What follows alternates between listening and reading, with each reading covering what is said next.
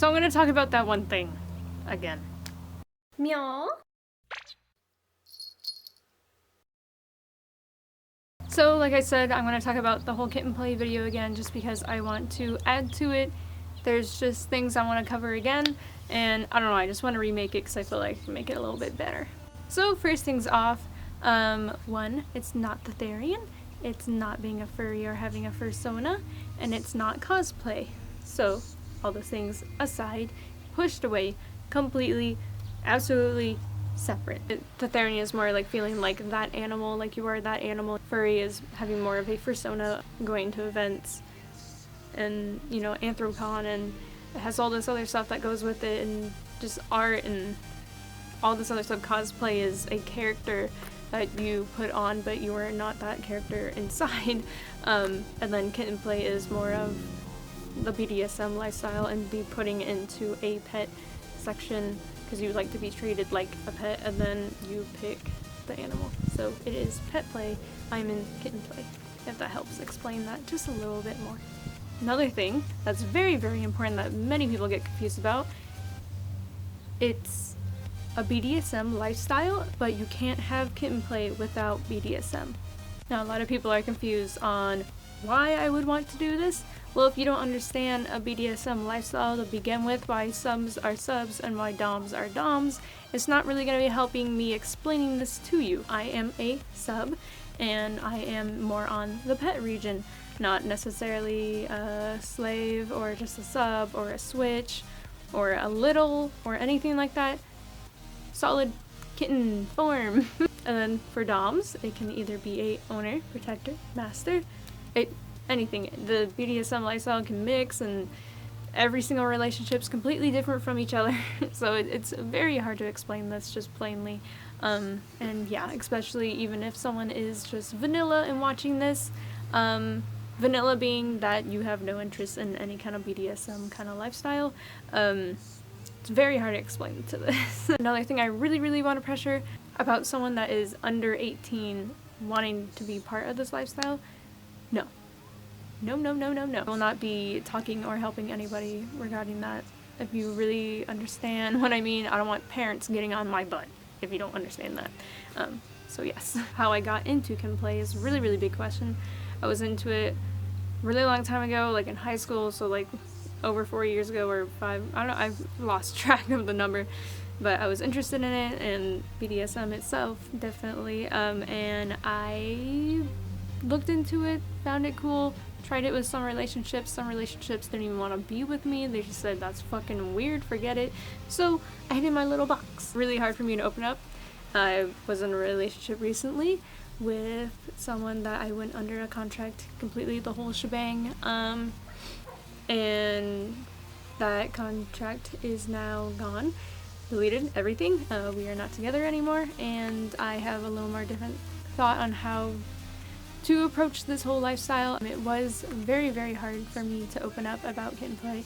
Coming out of the closet was one of the hardest things I have ever done online because, you know, coming out being pansexual or bisexual, because I came out as bi first and then pan. That was not hard at all because I knew you guys were super accepting with that, but I knew with the whole kitten play thing, it hasn't, like, the leather pride hasn't really came out yet, so it's really hard to talk about it and understand that you can do it and you know when to do it. It took me a really long time. On Instagram, I posted a photo and I was like, how open-minded are you guys? And it took me 3 or 4 months just to get the guts to post something on Instagram saying, this is who I am, this is what I have been doing, and this is how I feel, and it makes me happy, and I love every part of it, and it really is a really big part of my life.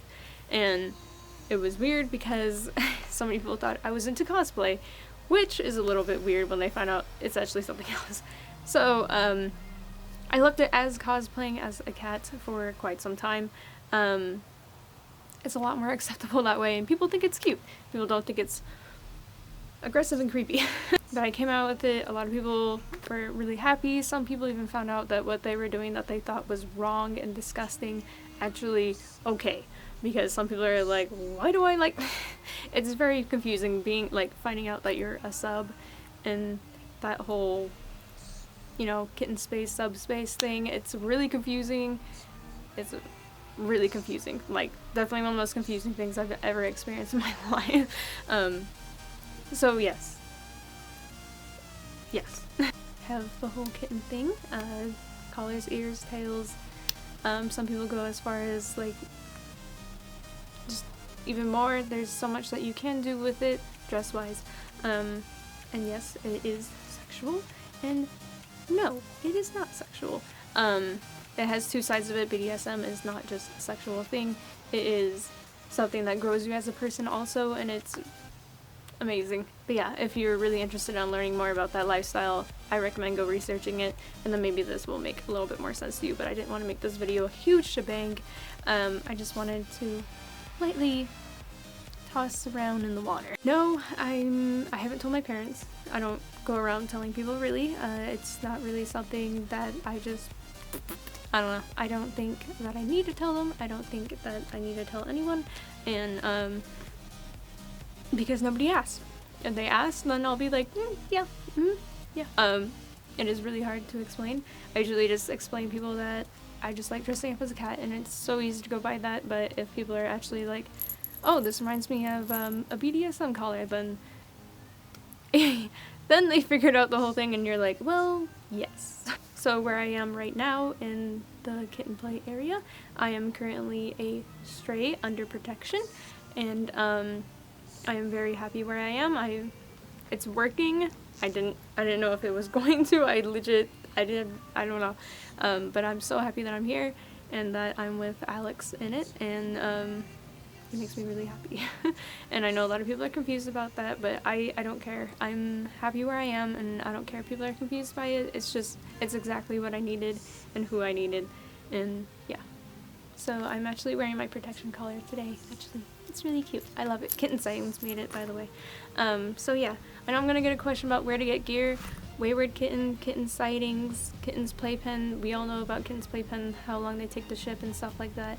There's so many shops out there, guys. There's so many. And there's Kitten Cream if you want to get really, really fancy and expensive. You can go to Kitten Cream. I like saying in Kitten Sightings, not only do I model for them, but all the collars I've ever gotten from them are like super fancy and very bondage proof. So,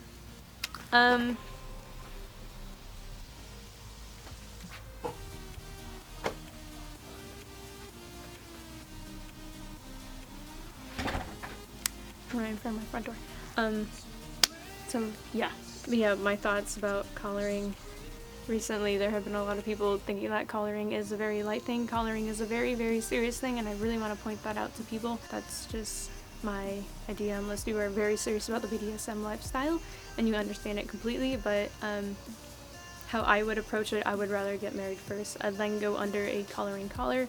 I would go under a consideration collar, which is, you know, having a master and stuff like that, but a collaring collar is completely different for me.